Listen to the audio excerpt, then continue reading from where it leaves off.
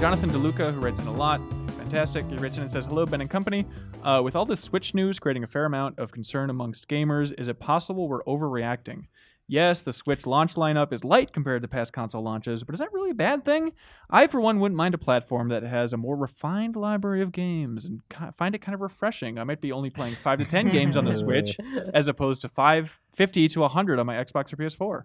Anyways, thanks for the show. Let me know what you guys think. I think people have a right to be skeptical considering what kind of, I was thinking about this morning actually when I was walking to work. I don't regret buying a Wii U. There were a lot of games that I'm really happy I played on there. And like I said, the stuff that came from Nintendo is really good. It's worth it for the hitchhiking mini game within Game & Wario alone. Mm-hmm. But at the same time, I did feel a little burned by it. Like I wish that there was it had a stronger library. It had more, it lasted longer too than it actually did, when you think back on it. And I think people just don't want it to be another situation. I think their hopes are just that it's a step up from the Wii U and not them repeating their same mistakes as before. Yeah. As far as the launch lineup specifically, I've been thinking a lot about it too.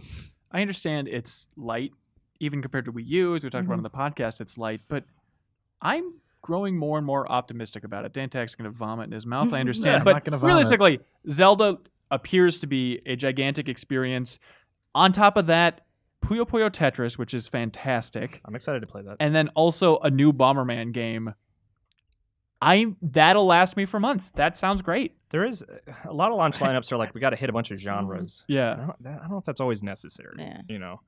Like, I got to try racing on this new console. Oh, I got to try first-person shooter on this new console. I would rather have just one really great game, which Zelda certainly seems like it could be. But something to kind of change the palette every once in a while is Yeah. great, too. And I feel like those two games are the perfect Might way be to those kind of things. cleanse the open-world Zelda palette. Dan Tack, you want to just snap your glasses in half and get it over with? It's You look so concerning to disgusted. me because, Hulk. well, I am extremely optimistic about Zelda as well, and I consider it, without having actually played a ton of it and all that Sure. stuff, I think it's going to be awesome. I think it looks great. Everyone, Nintendo fanboys, I love Zelda. I love this. This game looks great. This game was going to be for Wii U. Yeah. So their launch lineup is literally a game that was already being produced. Who cares? And I do, because it's concerning to me.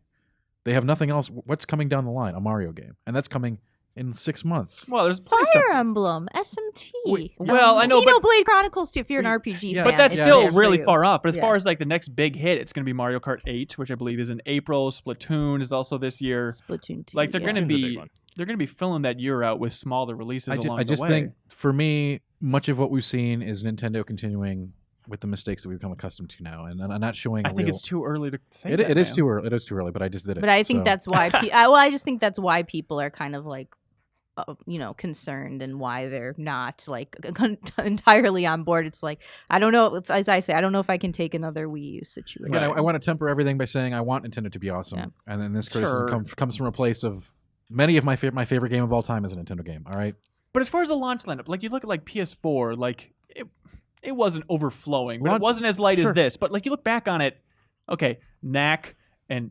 Contrast. I yeah, mean, like there's not many launch games that you look back and like those were the best experiences. I'd rather and- have a peak and then at least one or two other systems or games I can pop in God, that that system Mario than just a game, sea of too. mediocrity. I agree. We don't need to see a mediocrity, but and you certainly don't live and die by your launch lineup. But for something that they played so close to the very end, right? And it's like, here's a month away, we're launching, and here's what you get. And I just don't think it's a lot of stuff. Thank you so much for watching this excerpt from the Game Informer Show podcast. You can click right here if you want to subscribe and listen to the audio version of the full show. Full episodes air every Thursday, and they feature Game Informer editors sitting around talking about the biggest reviews, previews. We talk about exclusive impressions of Game Informer's cover stories. We have long-form developer interviews, everything that's great in gaming. So every Thursday, be sure to check it out.